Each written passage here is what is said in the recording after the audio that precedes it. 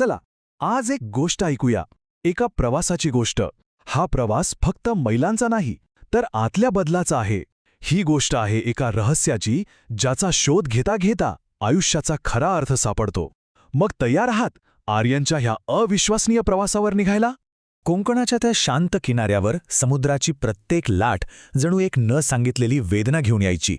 तेथे होती एक अपूर्ण कथा, जी फक्त योग्य वेळेची आणि योग्य व्यक्तीची वाट पाहत होती. प्रत्येक मोठ्या प्रवासाची सुरुवात ही नेहमी एका सामान्य जागेवरूनच होते. ही गोष्ट आहे आर्यनची. त्याचं जग अगदी साधं होतं, पण ही शांतता एका मोठ्या वादळाच्या येण्यापूर्वीची होती. चला बघूया कसं होतं त्याचं आयुष्य. कोकणचं ते गाव दिसायला खूप सुंदर, पण त्याच्या शांततेआड एक खोल दुःख दडलेलं होतं. आणि गावाच्या कडेला असलेलं ते एक जुनं थकलेलं घर, असं वाटायचं जणू त्या घराच्या भेगाळलेल्या भिंतीसुद्धा कुणाच्या तरी परत येण्याची वाट पाहत आहेत. आणि हा आहे आर्यन. वय कागदावर 17, पण त्याच्या खांद्यावरचं जबाबदारीचं ओझं त्याहून खूप जास्त होतं. 3 वर्षांपूर्वी त्याचे वडील एका वादळी रात्री समुद्रात गेले आणि परत आलेच नाहीत. त्या दिवसापासून आर्यन फक्त एक मुलगा राहिला नाही, तो आपल्या दुःखी आईचा एकमेव आधारस्तंभ बनला. आर्यनचा प्रत्येक दिवस म्हणजे जणू एक युद्धच. पहाटेच्या अंधारात समुद्रात जाळं टाकण्यापासून ते दिवसभर गावात मिळेल ते काम करण्यापर्यंत त्याचा संघर्ष कधी थांबलाच नाही. आणि हे सगळं तो का करायचा? फक्त एकाच गोष्टीसाठी, आपल्या आईच्या उदास चेहऱ्यावर पुन्हा एकदा ते हरवलेलं हसू पाहण्यासाठी. मग त्यासाठी त्याला स्वतःला उपाशी का झोपावं लागेना? पण आयुष्य नेहमी आपल्याला तिथेच ठेवत नाही जिथे आपण सुरुवात करतो. कधी कधी एखादी वादळी रात्र आपल्या नशिबाचे बंद दरवाजे उघडून जाते. आर्यनच्या बाबतीतही अगदी तसंच झालं. ती रात्र फक्त वादळाची नव्हती, तर एका मोठ्या रहस्याच्या उलगड्याची होती. त्याला त्याच्या वडिलांचा एक ठेवा सापडला, एक असा ठेवा जो त्याला एका अनपेक्षित प्रवासावर घेऊन जाणार होता. बाहेर निसर्ग थैमान घालत होता आणि घरात गळक्या छपरातून टपटप पाणी. जणू काही आकाशही त्यांच्या दुःखात रडत होतं. ते पाणी थांबवण्याच्या प्रयत्नात असतानाच आर्यनच्या हाताला एक जुनी विसरलेली लाकडी पेटी लागली. त्याला वाटलं असेल काहीतरी जुनं सामान, पण आत होतं काहीतरी अनमोल. त्याच्या वडिलांच्या आठवणींनी भरलेलं एक जुनं पुस्तक. पुस्तकाच्या पहिल्याच पानावर फक्त 4 शब्द होते, माझ्या मुलासाठी. पण ते शब्द नव्हते. तो 3 वर्षांच्या विरहानंतर वडिलांनी केलेला एक स्पर्श होता. त्या एका क्षणासाठी बाहेरचं वादळ, घरातलं गळकं छप्पर, सगळं काही थांबून गेलं. फक्त तो आणि वडिलांचे ते शब्द. तो जसा जसा पानं उंठवू लागला तसं त्याला एक धक्कादायक रहस्य कळलं. त्या पुस्तकात फक्त आठवणी नव्हत्या, तर एका गुप्त खजिन्याचा नकाशा होता. एक असा खजिना जो त्यांचं आयुष्य कायमचं बदलू शकला असता. पण नकाशावरचं ठिकाण पाहून त्याच्या पायाखालची जमीनच सरकली. ते ठिकाण होतं पाकिस्तानात. आता आर्यनसमोर एक अशक्यप्राय निवड होती.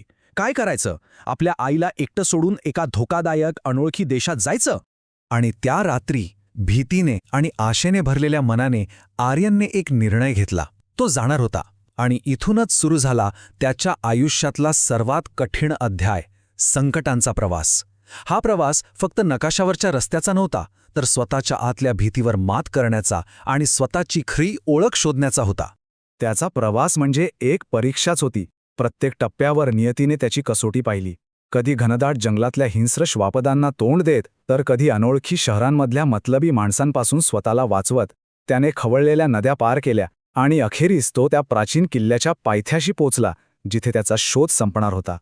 या संपूर्ण प्रवासात त्याच्या मनात एक द्वंद्व सुरू होतं. एका बाजूला होती अपयशाची भीती, एकटेपणाची भीती, तर दुसऱ्या बाजूला होता आईचा चेहरा, वडिलांचे ते शब्द आणि एका चांगल्या भविष्याची आशा, जी त्याला सतत पुढे ढकलत होती. 1 दिवस, 2 दिवस नाही, तब्बल 3 महिने, म्हणजे 90 दिवस तो चालत राहिला, लढत राहिला. या प्रवासाने त्याच्या शरीराला नक्कीच थकवलं, पण त्याच्या आत्म्याला त्याला मात्र खूप मजबूत केलं. प्रत्येक सूर्यास्तासोबत त्याची भीती कमी होत होती आणि प्रत्येक सूर्योदयासह त्याचा निश्चय अधिकच घट्ट होत होता. प्रत्येक कथेचा एक परमोच्च क्षण असतो. आर्यनच्या कथेचा तो क्षण आता आला होता. अनेक महिन्यांच्या संघर्षानंतर तो अखेर त्या ठिकाणी पोचला होता जिथे त्याला तो खरा खजिना सापडणार होता. पण तो खजिना तोच होता का ज्याची त्याने कल्पना केली होती? किल्ल्याच्या पोटात एका अंधाऱ्या दगडी गुहेत, जिथे शतकांपासून सूर्यकिरणही पोचलं नव्हतं, तिथे त्याला तो संदूक दिसला. त्या एका क्षणी त्याचा श्वास थांबला. त्याचे हात थरथरत होते.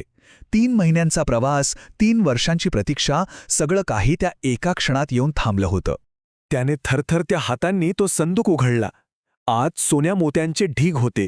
चमकणाऱ्या नाण्यांनी त्याचे डोळे दिपून गेले. एवढी संपत्ती की त्याच्या सगळ्या समस्या दूर होऊ शकल्या असत्या.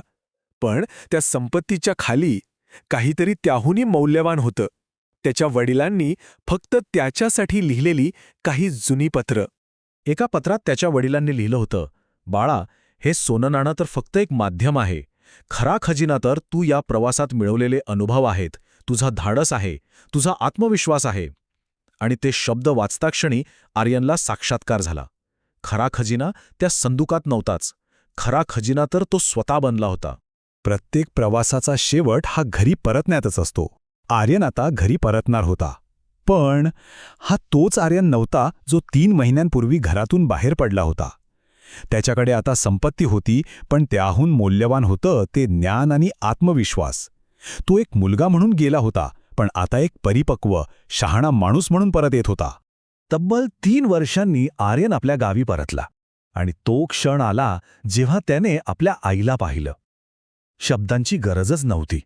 त्याने तिला घट्ट मिठी मारली आणि त्या एका मिठीत त्याचा 3 वर्षांचा प्रवास, सगळा थकवा, सगळी भीती आणि वेदना जणू काही वितळून गेली. आर्यनने त्या संपत्तीचा उपयोग स्वतःसाठी नाही तर आपल्या गावासाठी केला. त्याने गावाची पुनर्बांधणी केली, मुलांसाठी शाळा उघडली आणि गरजूंना मदत केली. त्याने वडिलांचा संदेश खऱ्या अर्थाने जगून दाखवला की खरा खजिना वाटण्यात असतो, साठवण्यात नाही.